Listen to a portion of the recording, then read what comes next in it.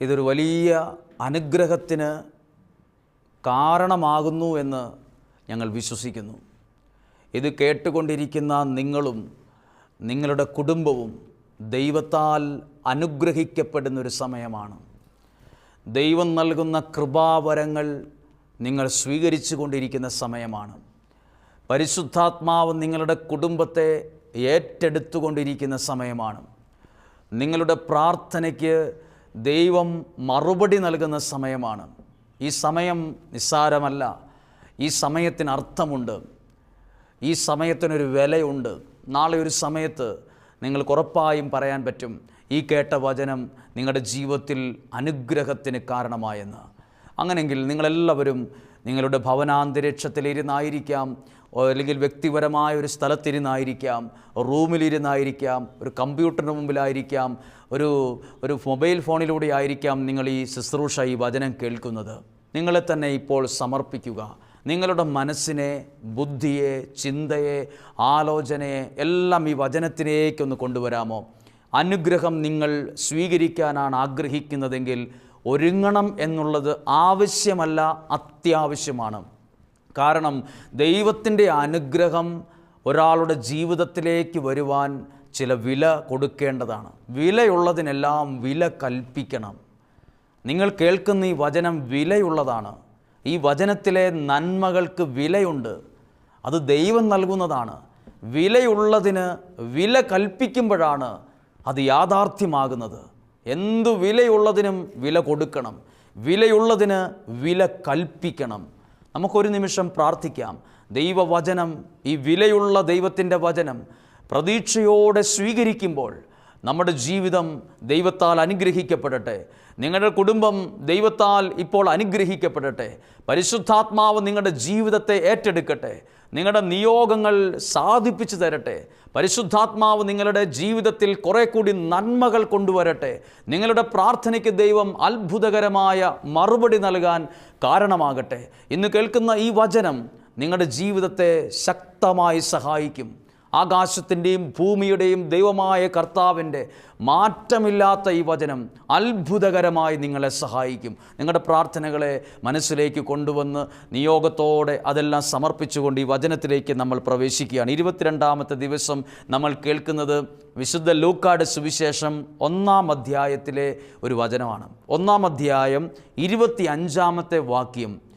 സക്കറിയ പുരോഹിതൻ്റെ ഭാര്യയായ എലിസബത്ത് പറയുന്ന ടെസ്റ്റിമണിയാണ് 1-ാം അധ്യായം 25-ാമത്തെ വാക്യം. ഒരുപാട് പ്രാവശ്യം നിങ്ങൾ വായിച്ചിട്ടുണ്ടാകും ഈ വാക്യം. ആ വാക്യം ഇങ്ങനെയാണ്: മനുഷ്യരുടെ ഇടയിൽ എനിക്കുണ്ടായിരുന്ന അപമാനം നീക്കിക്കളയാൻ കർത്താവ് എന്നെ കടാക്ഷിച്ച് എനിക്ക് ഇത് ചെയ്തു തന്നിരിക്കുന്നു. ഒരിക്കൽ കൂടി ആ വാക്യം, ആ വാക്കുകൾ, ആ വചനങ്ങൾ പല ഭാഗങ്ങളായി ഒന്ന് ശ്രദ്ധിക്കാമോ? ഗൗരവത്തോടെ ഒന്ന് ശ്രദ്ധിക്കാമോ? ഇത് എലിസബത്ത് എന്ന് പറയുന്ന വ്യക്തി ഒരു സാക്ഷ്യം പറഞ്ഞതാണ്. മനുഷ്യരുടെ ഇടയിൽ എനിക്കുണ്ടായിരുന്ന അപമാനം. അപ്പോൾ ഈ വ്യക്തിക്ക് എന്തുണ്ടായിരുന്നു അറിയാമോ?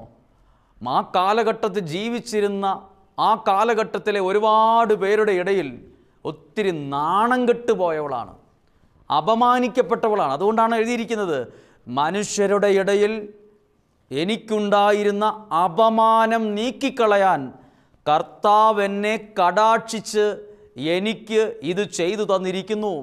ഇത് നിങ്ങൾക്ക് നാളെ ഒരു സമയത്ത് ഈ വചനം വിശ്വാസത്തോടെ ഏറ്റെടുക്കുമ്പോൾ, ഈ വിമലപാതിർ എന്ന ശുശ്രൂഷയിലൂടെ പങ്കെടുത്ത് 33 ദിവസം സമർപ്പിച്ച് പ്രാർത്ഥിച്ച് ദൈവകരങ്ങളിലേക്ക് പരിശുദ്ധ അമ്മ വഴി സമർപ്പിക്കുമ്പോൾ നിങ്ങളും പറയും, മനുഷ്യരുടെ ഇടയിൽ എനിക്കുണ്ടായിരുന്ന ഒരു അപമാനം ദൈവം എന്നെ കടാക്ഷിച്ചത് മാറ്റിത്തന്ന്, അത് ചെയ്തു തന്നിരിക്കുന്നു.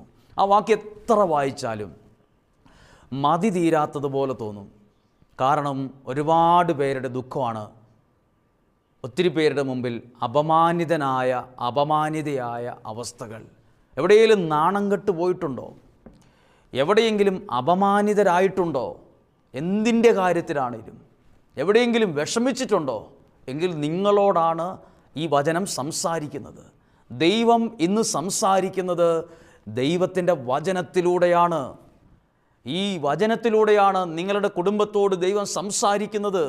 ഈ വചനം വിശ്വാസത്തിൽ ഏറ്റെടുക്ക്.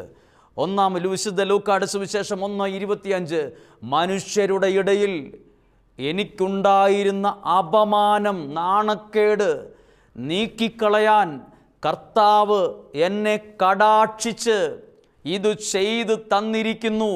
ഇങ്ങനെ ഒരു അപമാനം മാറാൻ ഇവരെന്താ ചെയ്തതെന്നറിയണ്ടേ? ഈ പ്രതിസന്ധി മാറാൻ ഇവരെന്തൊക്കെ ചെയ്തു എന്നറിയണ്ടേ? ഏത് സ്റ്റെപ്പായി ഇവരെടുത്തെന്നറിയണ്ടേ? ഏത് നിലപാടായി ഇവർ കൈക്കൊണ്ടത് എന്നറിയണ്ടേ? ആരാണ് സക്കറിയ? ആരാണ് സക്കറിയ? സക്കറിയ എന്ന് പറയുന്ന ആ വ്യക്തി ആരാണെന്ന് 1-ാം അധ്യായം 5-ാമത്തെ വാക്യത്തിൽ എഴുതിയിട്ടുണ്ട്. അബിയായുടെ ഗണത്തിൽ സക്കറിയ എന്നൊരു പുരോഹിതൻ ഉണ്ടായിരുന്നു. അദ്ദേഹം ഒരു പ്രീസ്റ്റാണ്, ഒരു വൈദികനാണ്, ഒരു ഒരു ഒരു സഭയുടെ ശുശ്രൂഷ ചെയ്തുകൊണ്ടിരുന്ന ഒരാളാണ് സക്കറിയ. അദ്ദേഹം വിവാഹിതനായ പുരോഹിതനാണ്. എഴുതിയിട്ടുണ്ട്, അഹറോൻ്റെ പുത്രിമാരിൽപ്പെട്ട എലിസബത്തായിരുന്നു അവൻ്റെ ഭാര്യ. ഒരു ഭാര്യയും ഒരു ഭർത്താവും. ഭർത്താവ് പുരോഹിതനാണ്, പുരോഹിതൻ്റെ ഭാര്യയാണ് എലിസബത്ത്. പക്ഷെ അവരുടെ സ്വഭാവം, ക്യാരക്ടർ എഴുതിയിട്ടുണ്ട് ബൈബിളിൽ. അവരെങ്ങനത്തെ ഉള്ളവരായിരുന്നു? നമ്മൾ പറയില്ല ഒരാളെക്കുറിച്ച് നല്ല കുടുംബമാണ്, നല്ല സ്വഭാവമുള്ള മനുഷ്യനാണ്. നമ്മൾ പറയുന്നത് പോലെയുള്ള ക്യാരക്ടർ, ഇവരുടെ 2 പേരുടെയും ക്യാരക്ടർ എഴുതിയിട്ടുണ്ട്. തുറന്ന ബൈബിൾ കൈകളിലുണ്ടെങ്കിൽ ആ ഭാഗം ഒന്ന് എടുക്കാം. അതാണ് 6-ാമത്തെ വാക്യം. അവർ ദൈവത്തിൻ്റെ മുമ്പിൽ നീതിനിഷ്ഠരും കർത്താവിൻ്റെ കൽപ്പനകളും പ്രമാണങ്ങളും കുറ്റമറ്റ വിധം അനുസരിക്കുന്നവരും ആയിരുന്നു. അവർ തോന്നിവാസികളായിരുന്നില്ല.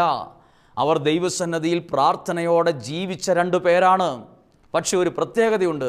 ഇത്രയും നന്നായിട്ട് പ്രാർത്ഥിച്ചിട്ടും ദൈവശുശ്രൂഷ ചെയ്തിട്ടും ഒരു പ്രതിസന്ധി ഉണ്ടായിരുന്നു അവർക്ക് മക്കൾ ഉണ്ടായിരുന്നില്ല. എലിസബത്ത് വന്ധ്യയായിരുന്നു. ഇരുവരും പ്രായം കവിഞ്ഞവരുമായിരുന്നു. ഈ ഒരു കാരണമാണ് ഈ വ്യക്തി പലരുടെ മുമ്പിലും അപമാനിതയാകാൻ കാരണമായത്.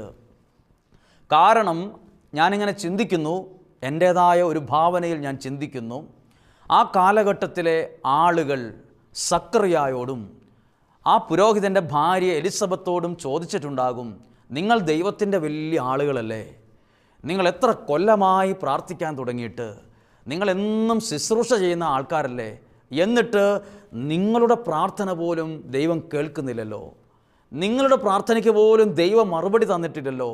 ഇങ്ങനെയൊക്കെ പലരും ചോദിച്ചിട്ടുണ്ടാകാം. അങ്ങനെയുള്ള ചോദ്യങ്ങൾ അസ്ത്രം പോലെ ഹൃദയത്തിൽ കൊണ്ടിട്ടുണ്ടാകാം. ചില ആളുകളുടെ വാക്കുകൾക്ക് മൂർച്ചയുള്ള അസ്ത്രത്തേക്കാൾ വേദന ഉണ്ടാക്കാൻ കഴിയും. അതുപോലെ നമ്മുടെ ശരീരത്തിലേക്ക് തുളച്ചു കയറും. അസ്ത്രം പോലെ തുളച്ചിട്ടുണ്ടാവും. മിക്കവാറും ഈ പുരോഹിതനും ഭാര്യയും ഒരുപാട് പേരുടെ മുമ്പിൽ, ഒരുപാട് ചോദ്യങ്ങളുടെ മുമ്പിൽ അപമാനിക്കപ്പെട്ടിട്ടുണ്ടാവും, നാണം കെട്ടിട്ടുണ്ടാവും.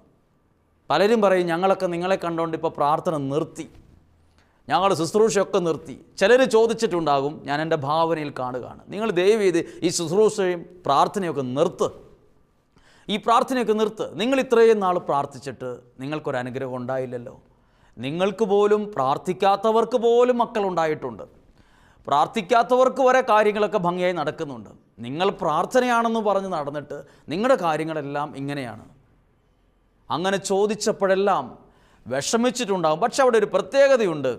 ഇതെല്ലാം കേട്ടെങ്കിലും അവർ ദൈവസന്നിധിയിൽ നിന്ന് പ്രാർത്ഥിക്കുന്നതിൽ നിന്നോ ശുശ്രൂഷ ചെയ്യുന്നതിൽ നിന്നോ പിന്മാറിയിരുന്നില്ല. അവർ ദൈവത്തിൽ ഉറച്ചു നിന്നു. അതാണ് എഴുതിയിരിക്കുന്നത്. 8-ാമത്തെ വാക്യം, തൻ്റെ ഗണത്തിന് നിശ്ചയിക്കപ്പെട്ടിരുന്ന ക്രമമനുസരിച്ച് ദൈവസന്നിധിയിൽ ശുശ്രൂഷ നടത്തി വരവേ, അങ്ങനെയാണ് മലയാള സെൻറ്റൻസ് എഴുതി വച്ചിരിക്കുന്നത്. ശുശ്രൂഷ നടത്തിയിരുന്നു, ഇപ്പോഴില്ല. പണ്ട് ശുശ്രൂഷയൊക്കെ ചെയ്തുകൊണ്ടിരുന്ന ആളാണ്, പിന്നീട് മനസ്സും അടുത്ത് ഇതിലൊന്നും വിശ്വാസം ഇല്ലാണ്ടായി പുള്ളി പോയി എന്നല്ല. ദൈവസന്നിധിയിൽ ശുശ്രൂഷ നടത്തിക്കൊണ്ടിരിക്കവേ, നടത്തി വരവേ. അപ്പോൾ ഇപ്പോഴും ആ സാഹചര്യത്തിലും ദൈവ ശുശ്രൂഷയിൽ നിന്ന് പിന്മാറിയിട്ടില്ല ഈ മനുഷ്യൻ, ഈ കുടുംബം. നിങ്ങളും പല ചോദ്യങ്ങളുടെ മുമ്പിലും, പല കാര്യങ്ങളുടെ മുമ്പിലും ഉത്തരമില്ലാതെയും മറുപടി കൊടുക്കാനില്ലാതെയും നാണം കെട്ടവരും, നാണം കെട്ടുപോയ സാഹചര്യവും, തല കുനിയേണ്ട സാഹചര്യവും, വിഷമിക്കേണ്ട അവസ്ഥയും, ഇത്രയൊക്കെ പ്രാർത്ഥിച്ചിട്ടും ദൈവത്തോട് ചേർന്ന് നിന്നിട്ടും എനിക്കൊക്കെ ഇങ്ങനെയാണല്ലോ ഉണ്ടായത്, എൻ്റെ കാര്യങ്ങൾക്കൊരു പരിഹാരം ഉണ്ടായില്ലല്ലോ, എൻ്റെ ജീവിതത്തിനൊരു അർത്ഥമില്ലാതായല്ലോ എന്നൊക്കെ ആയിരിക്കും നിങ്ങൾ കാണുന്നത്. എന്നാൽ ഞാൻ അല്പം സ്വരമുയർത്തി പറയുന്ന ഈ വാക്ക് നിങ്ങൾ കേൾക്കണം. ദൈവം നിങ്ങളെ കാണുന്നുണ്ട്. ദൈവം നിങ്ങളെ കാണുന്നുണ്ട്. ദൈവത്തിൻ്റെ കണ്ണുകൾ നിങ്ങളുടെ സങ്കടങ്ങളുടെ ആഴമറിയുന്നു. മനുഷ്യൻ വിമർശിക്കുമ്പോഴും നിങ്ങളെ നാണം കെടുത്തുമ്പോഴും ദൈവം നിങ്ങളെ അംഗീകരിക്കാൻ കാത്തു നിൽക്കുന്നുണ്ട്. ദൈവം നിങ്ങളുടെ വഴി അടച്ചു നിങ്ങളെ ശ്വാസം മുട്ടിക്കത്തില്ല. എവിടെയെങ്കിലും നാണം കെട്ടുപോയിട്ടുണ്ടോ? നിങ്ങൾ മാത്രമല്ല, ഈ പുരോഹിതൻ്റെ ഭാര്യയും ഈ സക്കറിയായും എലിസബത്തും നാണം കെട്ടുപോയിട്ടുണ്ട്. പലരുടെ മുമ്പിലും അപമാനിതരായിട്ടുണ്ട്.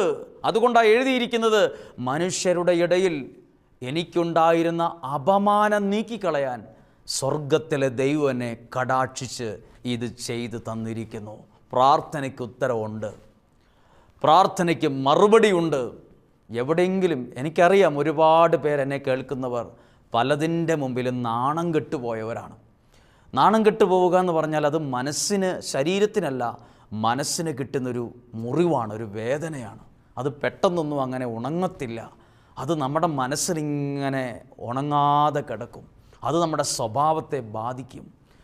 ഇതൊരുപാട് പേരുടെ സങ്കടമാണ്. അതുകൊണ്ടാണ് ചിലരോടൊക്കെ എന്തെങ്കിലുമൊക്കെ ചോദിക്കുന്ന പാടെ അവർക്ക് നിയന്ത്രണമില്ലാതെ അവർ കരയുന്നു. പെട്ടെന്നവർ ചിരിച്ചുകൊണ്ടിരുന്ന ആളുകൾ കാര്യങ്ങൾ സംസാരിക്കുമ്പോഴത്തേക്കും കണ്ണ് നിറഞ്ഞു വരുന്നു. ഇത്രയും വിഷമം ഉണ്ടായിരുന്നോ ഇവർക്കൊക്കെ? ഇത്രയും സങ്കടം സഹിച്ചാണോ നിങ്ങളിവിടെ വന്നത്, നിങ്ങളിവിടെ നിന്നത്? ഇത്രയും സഹിച്ചാണോ നിങ്ങൾ ഈ കാര്യങ്ങളൊക്കെ ചെയ്തത്? നിങ്ങൾ അവരോടൊക്കെ ചിരിച്ച് സംസാരിച്ചപ്പോൾ ഞാനത് കണ്ടിരുന്നു. പക്ഷെ ഇത്രയും വിഷമം നിങ്ങളുടെ ഉള്ളിലുണ്ടെന്ന് ഞാൻ അറിഞ്ഞിരുന്നില്ല കേട്ടോ. പലരും മനസ്സിലിങ്ങനെ കൂട്ടിവച്ചിരിക്കുക സങ്കടങ്ങൾ ഒരുപാട്. പലരുടെ മുമ്പിൽ നാണം കെട്ടുപോയ, എവിടെയെങ്കിലും നാണം കെട്ടുപോയിട്ടുണ്ടോ? ചിലർ പറയും, ഞാൻ പഠിച്ച് ആ വിഷയത്തിൽ, ആ കാര്യത്തിലൊന്നും എനിക്ക് എവിടെ എത്താൻ പറ്റിയിട്ടില്ല, ഞാൻ ഒത്തിരി പേരുടെ മുമ്പിൽ നാണം കെട്ടിരിക്കുകയാണ്.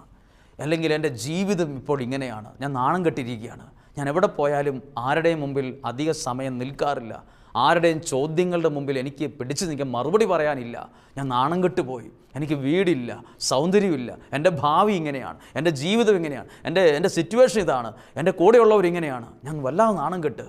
സാരയില്ല, ഈ കാര്യം കേട്ട് മനുഷ്യരുടെ ഇടയിൽ നിങ്ങൾക്കുണ്ടായിരുന്ന അപമാനത്തെ നീക്കിക്കളയാൻ ദൈവത്തിന് സാധിക്കും. ദൈവത്തിന് സാധിക്കും. ഇത് 22ാമത്തെ ദിവസമാണ്. നിങ്ങളുടെ ജീവിതത്തിൽ ഈ 22ാമത്തെ ദിവസം അടയാളപ്പെടുത്താൻ കഴിയുന്നൊരു നന്മയുണ്ടാകട്ടെ. ഒന്ന് ഓർക്കാൻ പറ്റുന്ന രീതിയിൽ ഒരു നന്മയുണ്ടാകട്ടെ. ഏത് നന്മയാണെന്നറിയോ? മനുഷ്യരുടെ ഇടയിൽ എനിക്കുണ്ടായിരുന്ന അപമാനം ദൈവം നീക്കിക്കളഞ്ഞ 22ാമത്തെ ദിവസമായിരിക്കട്ടെ ഇത്. എന്ത് കാര്യത്തിലാണ് നിങ്ങൾ നാണം കെട്ടത്, അപമാനിതനായത്, അപമാനിതയായത്? ആ വിഷയത്തെ ഇപ്പോൾ പ്രാർത്ഥനയിലൊന്ന് കൊണ്ടുവരാമോ? ഏത് വിഷയത്തിലാണ് നിങ്ങൾ നാണം കെട്ടുപോയത്? ഈ എലിസബത്ത് എന്ന് പറയുന്ന വ്യക്തി, സക്കറിയ എന്ന പുരോഹിതൻ നാണം കെട്ടുപോയത് മക്കളില്ലാത്തതിൻ്റെ പേരിലാണ്. അവർക്ക് കുഞ്ഞുങ്ങളില്ലായിരുന്നു. ആ വിഷമത്തിൽ, ആ ഒരു കാര്യത്തിൽ അവർ വല്ലാതെ ദുഃഖവും വിഷമവും സങ്കടവും ഭാരവും അനുഭവിച്ചിട്ടുണ്ടായിരുന്നു. എന്നെ കേൾക്കുന്ന ചിലപ്പോൾ ചിലർ വിവാഹം കഴിഞ്ഞ് മക്കളില്ലാത്ത ദമ്പതികൾ എന്നെ കേൾക്കുന്നുണ്ടാകാം. നിങ്ങളും പലരുടെയും ചോദ്യങ്ങളുടെ മുമ്പിൽ വിഷമിച്ചിരിക്കുമായിരിക്കാം. പല ട്രീറ്റ്മെൻറ്റും നിങ്ങൾ നടത്തിയിട്ടുണ്ടാകാം. പല സ്ഥലങ്ങളിൽ നിങ്ങൾ പ്രാർത്ഥിക്കാൻ പോയിട്ടുണ്ടാകാം. എന്നാൽ ഈ ഒരു നിയോഗം ഇപ്പോൾ സമർപ്പിക്കുക. ഇതേപോലെ അനുഭവമുള്ള ഒരു എലിസബത്ത് നിങ്ങളുടെ മുമ്പിലുണ്ട്. ഇതുപോലെ സങ്കടം അനുഭവിച്ച ഒരു സക്കറിയ നിങ്ങളുടെ മുമ്പിലുണ്ട്. ഈ ലൂക്കാ സുവിശേഷത്തിലുണ്ട്. അവരെന്ത് ചെയ്തു? അവർ ദൈവത്തിൻ്റെ സന്നിധിയിൽ പ്രാർത്ഥനയോടെ അവിടെ നിന്നു. ശുശ്രൂഷയിൽ തന്നെ അവിടെ നിന്നു. വിശ്വാസം മുറുകെ പിടിച്ചവിടെ നിന്നു. അത് അപ്പോഴാണ് അവർ പറഞ്ഞത്, മനുഷ്യരുടെ ഇടയിൽ എനിക്കുണ്ടായിരുന്ന അപമാനം എൻ്റെ ദൈവം നീക്കിക്കളഞ്ഞു എന്ന്. പ്രിയപ്പെട്ടവരെ, ഇതിന്നും സാധ്യമാണ്. പ്രാർത്ഥിച്ചു കൊണ്ടിരിക്കുമ്പോൾ തന്നെ നിങ്ങൾ ചിലപ്പോൾ പറയും, ഇതെൻ്റെ ഹൃദയത്തോട് സംസാരിക്കുന്നത് പോലെ, എൻ്റെ ജീവിതവുമായി വളരെ കണക്റ്റഡ് ആണല്ലോ ഇതെന്നോടാണോ ഇത് സംസാരിക്കുന്നത്? നിങ്ങളോട് തന്നെയാണ്, നിങ്ങളുടെ കുടുംബത്തോട് തന്നെയാണ് ദൈവം ഇത് സംസാരിക്കുന്നത്. ഞാൻ അനേകം ആളുകളിലോട്, പല സങ്കടങ്ങളുമായി വന്നവരോട്, പ്രതിസന്ധിയിൽ ആയിരിക്കുന്നവരോട്, നാണം കെട്ടുപോയവരോട്, തല കുനിയേണ്ടവരോട്, ജീവിതത്തിൽ വീണുപോയവരോട് ഞാൻ ദൈവത്തിൻ്റെ വചനം പറഞ്ഞു കൊടുത്തതിന് ശേഷം ദീർഘനാൾ ആ വചനം വിശ്വാസത്തിൽ ഏറ്റെടുത്ത് പ്രാർത്ഥിച്ചതിന് ശേഷം ഞാൻ കണ്ട ഒരു സാക്ഷ്യമുണ്ട്. അവരുടെ ജീവിതത്തിൽ നിന്ന് നേരിട്ട് കണ്ടപ്പോഴും ചില യാത്രകളിൽ അവരെ മറ്റു വാഹനങ്ങളിൽ വെച്ച് കണ്ടപ്പോഴും അവരുടെ മുഖം തെളിഞ്ഞിരിക്കുന്നു. അവർ പണ്ടത്തെ പോലെയല്ല, കുറേ കൂടെ മാറ്റം വന്നിരിക്കുന്നു. ശരീരഭാഷയിലും സംസാരത്തിലും മാറ്റം വന്നിരിക്കുന്നു. ദൈവം അവരുടെ ജീവിതത്തിൽ ഇടപെട്ട് കഴിഞ്ഞിരിക്കുന്നു. വിശ്വാസത്തോടെ നിങ്ങളോട് പറയട്ടെ, ഈ വചനം ഇന്നും സംഭവിക്കുന്നതാണ്. നിങ്ങൾക്കും നാളെ ഒരു സാക്ഷ്യം ഈ ഷാലോൺ ടി വിയിലേക്ക് നിങ്ങൾക്ക് അതിൻ്റെ പ്രിയപ്പെട്ടവർക്ക് എഴുതി അറിയിക്കാൻ കഴിയും. മനുഷ്യരുടെ ഇടയിൽ എനിക്കും ഇതുപോലൊരു നാണക്കേടുണ്ടായിരുന്നു, ഇതുപോലൊരു അപമാനിതനായിരുന്നു ഞാൻ. എൻ്റെ കുടുംബം അങ്ങനെയായിരുന്നു, എൻ്റെ മക്കൾ അങ്ങനെയായിരുന്നു, എൻ്റെ ജീവിത പങ്കാളി ഇങ്ങനെയായിരുന്നു, എൻ്റെ ഭാവി അങ്ങനെയായിരുന്നു. പക്ഷെ അത് ദൈവം നീക്കിക്കളഞ്ഞു എന്ന് എഴുതി അറിയിക്കാൻ കഴിയത്തക്ക വിധമുള്ളൊരു ടെസ്റ്റിമണി നിങ്ങളുടെ ജീവിതത്തിലും ദൈവം ഒരുക്കട്ടെ. ഇന്നില്ലാത്തത് ദൈവം നിങ്ങളുടെ കയ്യിൽ നാളെ തരും. ഇന്നില്ലാത്തതിനെ ഓർത്തായിരിക്കും നിങ്ങൾ ദുഃഖിക്കുന്നത്. ഇന്നില്ലാത്തതിനെ ഓർത്ത് ദുഃഖിച്ച ഒരാളാണ് സക്കറിയായും എലിസബത്തും. മക്കളില്ലല്ലോ എന്നോർത്ത് ദുഃഖം ഇല്ലായിരുന്നു അവർക്ക്. പക്ഷേ ആ ഇല്ലാത്തതിനെയാണ് ദൈവം അവരുടെ കൈകളിൽ കൊടുത്തത് ഒരു സമ്മാനം പോലെ. ഇന്നില്ലാത്തത് എന്തോ ഇല്ലാത്തതിനെ ഓർത്ത് ദുഃഖിച്ച് നിരാശപ്പെട്ട് ഡിപ്രഷനിലാകാനല്ല ദൈവം നിങ്ങളോട് പറയുന്നത്. ഇല്ലാതിരിക്കുമ്പോഴും ദൈവത്തിൽ ആശ്രയിക്കുക, ദൈവത്തിൻ്റെ വചനത്തിൽ നിൽക്കുക, പ്രാർത്ഥനയിൽ നിൽക്കുക, ശുശ്രൂഷയിൽ നിൽക്കുക, ആ ഒരു ആശ്രയത്വത്തിൽ നിൽക്കുക. മനുഷ്യരുടെ ഇടയിൽ നിങ്ങൾക്കുണ്ടായിരുന്ന അപമാനത്തെ സ്വർഗത്തിലെ ദൈവം നീക്കിക്കളയും. ഈ ബൈബിൾ പരിശോധിക്കുമ്പോൾ, പല ഭാഗവും പരിശോധിക്കുമ്പോൾ പലതരത്തിലും അപമാനിക്കപ്പെട്ടവരുണ്ട്, നാണം കെട്ടുപോയവരുണ്ട്. ബൈബിൾ ആദ്യത്തെ ആളുകൾ ഇങ്ങനെ മറിച്ചു വരുമ്പോൾ നാണം കെട്ടുപോയ ഒരാളാണ്, സ്വന്തം കൂടപ്പറപ്പിൻ്റെ മുമ്പിൽ നാണം കെട്ടുപോയ ഒരാളാണ് ജോസഫ്. വസ്ത്രം ഊരി അടിവസ്ത്രം മാത്രം ധരിപ്പിച്ച് സ്വന്തം സഹോദരന്മാർ അവനെ വിറ്റുകളഞ്ഞു, പൊട്ടക്കിണറ്റിൽ തള്ളിക്കളഞ്ഞു, അടിമസ്ഥലത്ത് വിൽക്കാൻ കൊണ്ടുപോയി വച്ചു. കാളകളെയും ആടുകളെയൊക്കെ മാർക്കറ്റിൽ അല്ലെങ്കിൽ ചന്തയിൽ വിൽക്കാൻ വയ്ക്കുന്നത് പോലെ ജോസഫിനെ അവർ വിറ്റുകളഞ്ഞു പൈസയ്ക്ക്. നാട്ടുകാരല്ല, സ്വന്തം സഹോദരങ്ങൾ. അവരുടെ മുഖമൊക്കെ ജോസഫിൻ്റെ മുഖത്ത്, അവരുടെ ഉള്ളിൽ കറക്റ്റായിട്ടുണ്ടാവും അവരുടെ മനോഭാവമൊക്കെ. വിറ്റുകളഞ്ഞു, എല്ലാവരുടെ മുമ്പിൽ നാണം കെട്ടു. ഇനി പോയ സ്ഥലത്തോ പൊത്തീഫറിൻ്റെ ഭാര്യ പീഡിപ്പിച്ചുവെന്നും പറഞ്ഞ് ഒരു കള്ളക്കേസ് അവിടെ കൊടുത്ത് ജയിലിൽ കിടക്കേണ്ടി വന്നു. ഇതൊക്കെ പോരെ ഒരാൾ നാണം കെട്ടുപോകാൻ, ഇതൊക്കെ പോരെ ഒരാൾ അപമാനിതനാകാൻ. എങ്ങനെ തല ഉയർത്തി ഇനി ഭൂമി ജീവിക്കുമെന്ന് ചിന്തിച്ചിട്ടുണ്ടാവില്ല ആ മനുഷ്യൻ. ഒരു കള്ളക്കേസാ, ആരും അതിൻ്റെ സത്യാവസ്ഥയൊന്നും അന്വേഷിക്കാൻ പോയിട്ടുണ്ടാവില്ല. അറിയുന്നവരുടെ എല്ലാം മുമ്പിൽ വല്ലാതെ തല താന്നുപോയി കാണും. പക്ഷേ ആ ജോസഫിൻ്റെ കൂടെ ദൈവം ഉണ്ടായിരുന്നു. ദൈവത്തെ ജോസഫ് കളഞ്ഞില്ല. ബൈബിൾ എഴുതിയിട്ടുണ്ട്. അത് മുഴുവൻ പറഞ്ഞു തരാൻ സമയക്കുറവുണ്ടെങ്കിലും ബൈബിൾ എടുത്ത് വായിച്ചു നോക്ക്. അവിടെ എഴുതിയിട്ടുണ്ട്. അധികം ആരുടെയും ജീവിതത്തിൻ്റെ പുറകിൽ എഴുതാത്തൊരു വാക്ക്, ജോസഫിൻ്റെ കൂടെ ദൈവം ഉണ്ടായിരുന്നു എന്ന് പല പ്രാവശ്യം ആവർത്തിച്ചെഴുതിയിട്ടുണ്ട്. ഒരു വാക്ക് തന്നെ, ജോസഫിൻ്റെ കൂടെ ദൈവം ഉണ്ടായിരുന്നു, ജോസഫിൻ്റെ കൂടെ ദൈവം ഉണ്ടായിരുന്നു. നിങ്ങളുടെ കൂടെയും ഈ ദൈവം ഉണ്ടായിരിക്കട്ടെ. എന്നിട്ട് ജോസഫ്, നാണം കെട്ടുപോയ ജോസഫ്, പലരുടെ മുമ്പിലും അപമാനിതനായ ജോസഫ് മാനിക്കപ്പെട്ടോ? ഈ ജോസഫാണ് ഭരണാധികാരിയുടെ കസേരയിൽ രാജാക്കന്മാർ മാത്രം ധരിക്കുന്ന രാജകീയ വസ്ത്രം ധരിച്ച് ഒരു കാലത്ത് ദൈവം ഇരുത്തിയത്. ജോസഫ് ഒരിക്കലും സ്വപ്നം പോലും കണ്ടിട്ടുണ്ടാവില്ല ഇതുപോലൊരു ചെയറിൽ ഒരു കാലത്ത് ദൈവം എന്നെ ഇരുത്തൂന്ന്, ഇത്രയൊക്കെ മാനിക്കൂന്ന്. ഈ പൊട്ടക്കിണറ്റിൽ കിടന്ന ആളെങ്ങനെ ഇന്ന് ഈ കസേരയിൽ ഇരിക്കാൻ പറ്റി? ഈ ഒരു രാജാക്കന്മാരിടുന്ന ആ രാജകീയ വസ്ത്രം എങ്ങനെ ധരിക്കാൻ പറ്റി? പൊളിറ്റിക്സ് കളിച്ചിട്ടാണോ? രാഷ്ട്രീയം കളിച്ചിട്ടാണോ? ആരുടെയെങ്കിലും കുതികാല് ചവിട്ടി ഇന്നത്തെ കാലഘട്ടത്തിൽ നമ്മൾ കാണുന്നത് പോലെ ഏതെങ്കിലും കാര്യങ്ങൾ ചെയ്തിട്ട് ഗുണ്ടായിസം കാണിച്ചിട്ടാണോ? ഒന്നും ചെയ്തിട്ടില്ല. യോസഫിൻ്റെ കൂടെ ദൈവം ഉണ്ടായിരുന്നത് കൊണ്ട് ദൈവം എത്തിച്ച സ്ഥലത്താണത് ഇരിക്കുന്നത്. പ്രിയപ്പെട്ടവരെ, നാണം കെട്ടുപോയ ജോസഫ്, ദൈവം അവനെ മാനിച്ചു. നാണം കെട്ടുപോയവനാണ്. ഇതുപോലെ നാണം കെട്ടുപോയ ഒരു സാഹചര്യമൊക്കെ ബൈബിളിലെ പല വ്യക്തികളുടെ ജീവിതത്തിൽ ഉണ്ടായിട്ടുണ്ട്. അവരെയൊക്കെ ദൈവം അത്ഭുതകരമായി മാനിച്ചു. എവിടെയെങ്കിലും നാണം കെട്ടു പോവുകയോ, എവിടെയെങ്കിലും പിറകിലായി പോവുകയോ, എവിടെയെങ്കിലും തകർന്നു എന്ന് വിചാരിച്ച് തലകുനിച്ചിരിക്കുകയോ ചെയ്യുന്നവരാണോ, ദൈവം നിങ്ങളെ മാനിക്കും. എല്ലാവരുടെയും മുമ്പിൽ നല്ലതു തന്ന്, നന്മ തന്ന്, നല്ല ജീവിതം തന്ന്, നല്ല ഭാവി തന്ന്, നല്ല ആരോഗ്യം തന്ന്, നല്ല സമ്പത്ത് നൽകി, എല്ലാം ദൈവം നിനക്ക് നൽകാൻ കഴിവുള്ളൊരു ദൈവമുണ്ട്. ഇതൊക്കെ ബൈബിൾ എഴുതിയിട്ടുണ്ട്. ഇതൊക്കെ ദൈവത്തിൽ നിന്ന് വരുന്നു എന്ന്. ഇതൊക്കെ നൽകി ദൈവം നമ്മളെ മാനിക്കും. മനുഷ്യരുടെ ഇടയിൽ അങ്ങനെ എനിക്കുണ്ടായിരുന്ന അപമാനത്തെ ദൈവം നീക്കിക്കളയും. അങ്ങനെയെങ്കിൽ 22-ാമത്തെ ദിവസത്തിൻ്റെ പ്രത്യേകത എന്നറിയാമോ? പരിശുദ്ധ അമ്മയുടെ വിമല ഹൃദയത്തിന് നമ്മളെ തന്നെ പ്രതിഷ്ഠിക്കാൻ ഒരുങ്ങുന്ന 22-ാമത്തെ ദിവസത്തിൻ്റെ പ്രത്യേകത എന്നറിയാമോ? മനുഷ്യരുടെ ഇടയിൽ എനിക്കുണ്ടായിരുന്ന നിന്ദയും അപമാനവും നീക്കിക്കളയാൻ ദൈവം ഒരുക്കിയ 22-ാമത്തെ ദിവസമാണിത്. ഈ ദിവസം നിങ്ങൾക്കൊരു അനുഗ്രഹമാണ്. ഇതൊരു വലിയ ഗ്രേറ്റ് ബ്ലെസ്സിങ് എന്നൊക്കെ പറയില്ലേ, വലിയ അനുഗ്രഹമാണെന്ന് പറയില്ലേ, ഇതൊരു വലിയ സൗഖ്യത്തിൻ്റെ ദിവസമാണ്. മനുഷ്യരുടെ ഇടയിൽ ഇങ്ങനെ ഒത്തിരി അപമാനം സഹിക്കുന്ന ആരൊക്കെയോ എവിടെയൊക്കെയോ ഏതൊക്കെയോ രാജ്യങ്ങളിൽ ഏതൊക്കെയോ കുടുംബങ്ങളിലിരുന്ന് കരഞ്ഞുകൊണ്ടും അല്ലാതെയും ചിന്തിച്ചുകൊണ്ടും ഈ വചനം കേൾക്കുന്നുണ്ട്. ചിലപ്പോൾ നിങ്ങൾ ചിന്തിക്കുന്നുണ്ടാവും, ഈ വചനം ബൈബിൾ ഞങ്ങൾ വായിച്ചിട്ട് ഇത്രയും നാളത് ശ്രദ്ധിച്ചില്ലല്ലോ. സത്യമാണ്, ചില കാര്യങ്ങൾ ചില പോയിൻ്റ് ഓഫ് വ്യൂവിൽ വായിക്കുമ്പോൾ നമ്മുടെ ഹൃദയത്തിൽ കൊള്ളും. ഇതാ എഴുതിയിരിക്കുന്നു, 1-ാം അധ്യായം 25-ാമത്തെ വാക്യം, മനുഷ്യരുടെ ഇടയിൽ എനിക്കുണ്ടായിരുന്ന അപമാനം നീക്കിക്കളയാൻ കർത്താവ് എന്നെ കടാക്ഷിച്ചു, ഇത് ചെയ്തു തന്നിരിക്കുന്നു. അതിൻ്റെ പേരാ സാക്ഷ്യം. സാക്ഷ്യം എന്ന് പറയുമ്പോൾ ചുമ്മാ എന്തെങ്കിലും വിളിച്ചു പറയുന്നതല്ല, ദൈവം എന്നെ അനുഗ്രഹിച്ചു എന്ന് പറയുന്നതിൻ്റെ പേരാണ് സാക്ഷ്യം. ദൈവം എന്നെ തൊട്ടു, ദൈവം എന്നെ കടാക്ഷിച്ചു, എനിക്കിത് ചെയ്തു തന്നു എന്ന് ഒരു വ്യക്തി ഹൃദയത്തിൽ തൊട്ട് പറയുന്നതിൻ്റെ പേരാണ് സാക്ഷ്യം. എന്തെങ്കിലും വിളിച്ചു പറയുന്നതിലല്ല, എന്തെങ്കിലും ഒരു ഫീലിംഗ് ഉണ്ടായി, ഒരു അനുഭവം ഉണ്ടായി, അത് മാത്രമല്ല സാക്ഷ്യം. അതും സാക്ഷ്യമാകാം. യഥാർത്ഥത്തിൽ സാക്ഷ്യം ദൈവം എന്നെ അനുഗ്രഹിച്ചു എന്ന് എൻ്റെ അനുഭവത്തിൻ്റെ പേരാണ്. ദൈവം എന്നെ തൊട്ടു എന്ന് പറയുന്ന എൻ്റെ അനുഭവത്തിൻ്റെ പേരാണ്. ദൈവം എൻ്റെ അപമാനം നീക്കിക്കളഞ്ഞുവെന്ന് എൻ്റെ വ്യക്തിപരമായ അനുഭവത്തിൻ്റെ പേരാണ് ടെസ്റ്റിമണി, സാക്ഷ്യം. അങ്ങനെ ഒരു നല്ല സാക്ഷ്യം പ്രിയപ്പെട്ട നിങ്ങൾക്ക് ഇന്ന് ഉണ്ടാകട്ടെ, ഈ ദിവസങ്ങളിൽ ഉണ്ടാകട്ടെ. ഒന്ന് പ്രാർത്ഥിക്കാം നമുക്ക്. നമ്മൾ കേട്ട വചനം, മനുഷ്യരുടെ ഇടയിൽ എനിക്കുണ്ടായിരുന്ന അപമാനം നീക്കിക്കളയാൻ ദൈവം കടാക്ഷിച്ചു എന്നാണ്. മനുഷ്യർ കടാക്ഷിച്ചു എന്നല്ല. ആര് കടാക്ഷിച്ചാലും അപമാനം നീങ്ങത്തില്ല. ദൈവം കടാക്ഷിക്കണം.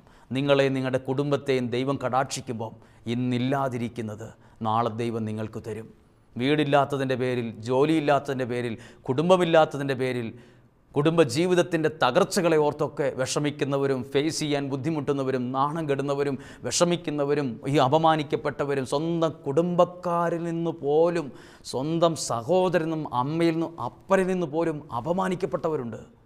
പക്ഷെ ദൈവം നിങ്ങളെ മാനിക്കും. അത് വിശ്വസിച്ചോ? ഇത് ബൈബിളിലുള്ള കാര്യമാണ്.